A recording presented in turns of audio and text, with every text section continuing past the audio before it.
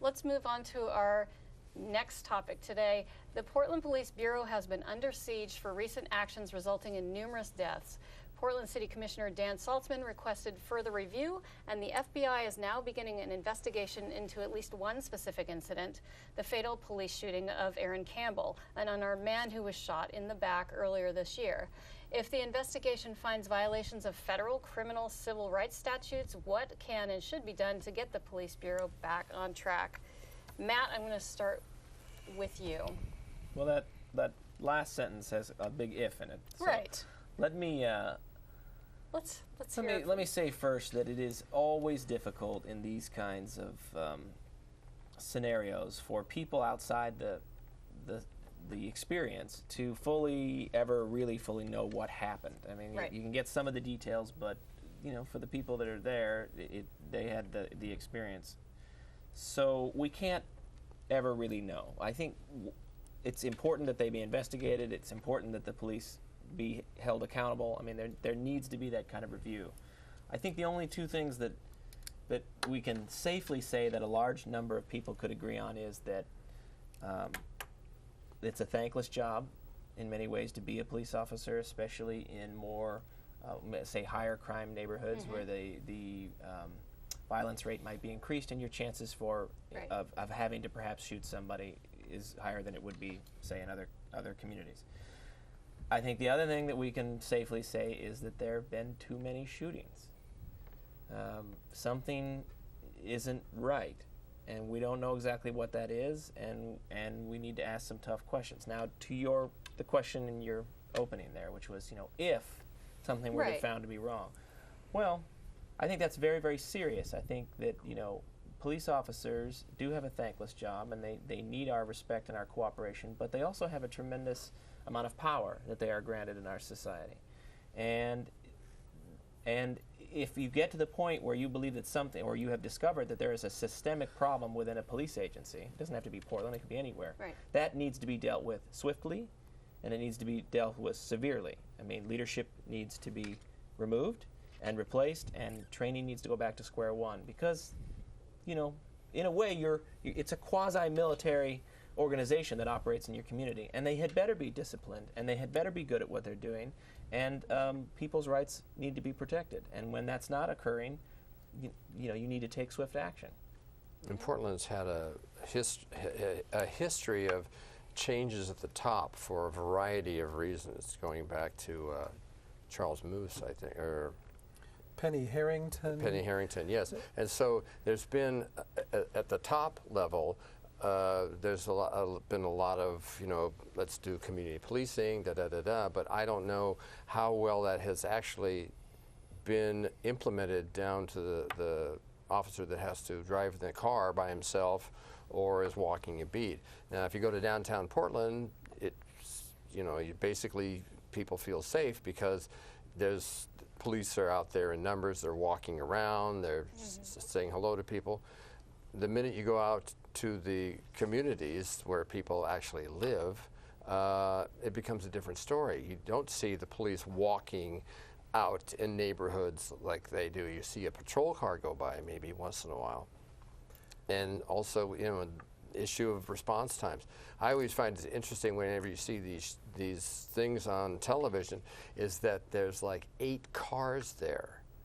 And I'm always troubled by the fact that they had to send 8 black and whites or 8 patrol cars for an issue, and what is going on that would cause that kind of thing to happen? Is it the fact that it was a shooting or an officer called for backup, and so all of a sudden there's a flood of police there, which I don't think helps the feeling in the neighborhood itself that has a distrust for the police.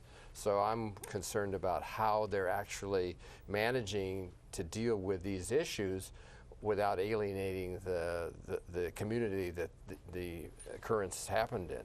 Well, and apparently they're looking at a way to put a mental health professional with the police in a relatively short period of time, and I don't know how you could do that in, say, 20 minutes. Now, a standoff or a hostage situation, or somebody's in a house, I think that would be valuable.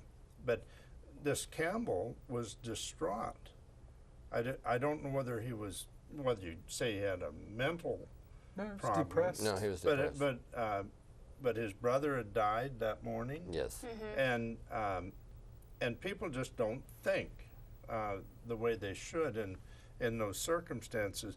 But I'll tell you, I would not want to put a policeman in a situation where he couldn't have shot under those circumstances, having a better than just 50-50 chance that this guy had a gun, because apparently when he was in the apartment, he had access to one, and he wouldn't turn around, and when he turned around, he was reached in his reaching pocket, yeah. for something. I would not want to ask a policeman to say, well, wait till you Wait and see see, the gun, right, or wait till he shoots. Well, What if the gun was empty? That was a completely different situation, though, and what I've heard is that it was an operational snafu in that everybody who was directly dealing with the suspect knew what was going on. What was going on, that he was not armed, but there was another officer there who didn't have a headset, who couldn't hear over the barking dog, and didn't know that the police on the scene felt like they had things under control.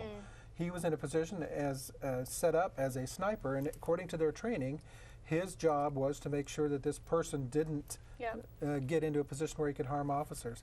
I know it's part of their training. It is a thankless job, and I'm sure their first objective is to try to protect their own lives, and as it should be. But part of their training, I think, comes under suspicion when so many people are killed. Another person killed recently up at Hoyt Arboretum.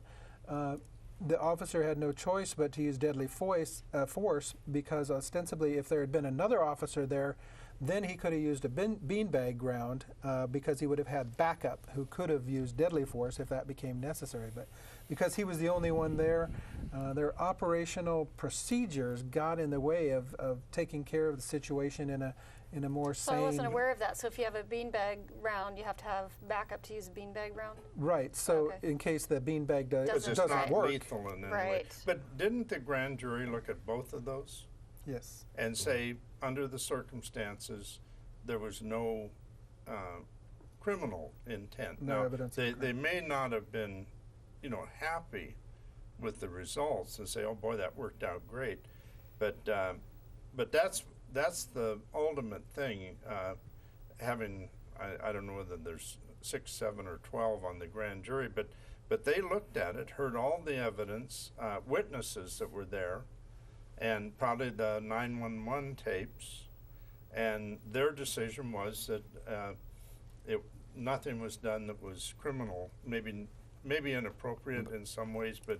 And then there was But the the other FBI guy would not who be went there to the Gresham they guy hadn't who been shot his invited. was it ex-wife and her girlfriend, the other Gresham cop.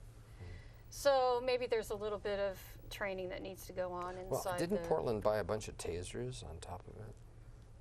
Well, Whatever happened to the taser? Well, in one case, the person had, and maybe the homeless guy, had a real heavy coat on, and apparently they're less effective because there's two things that go out, and they both have to pierce the skin.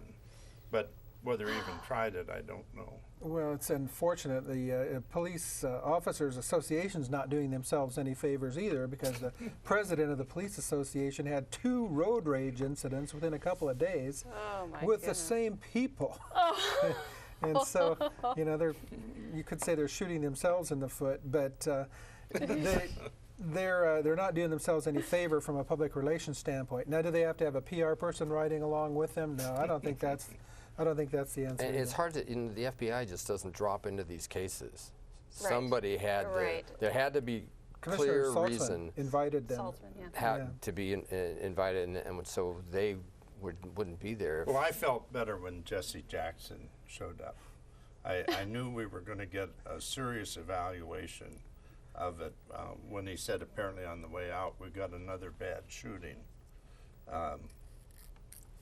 But he's closer to God than I am. Well, he's also closer to Nike now, and I think that's part of his objective as well.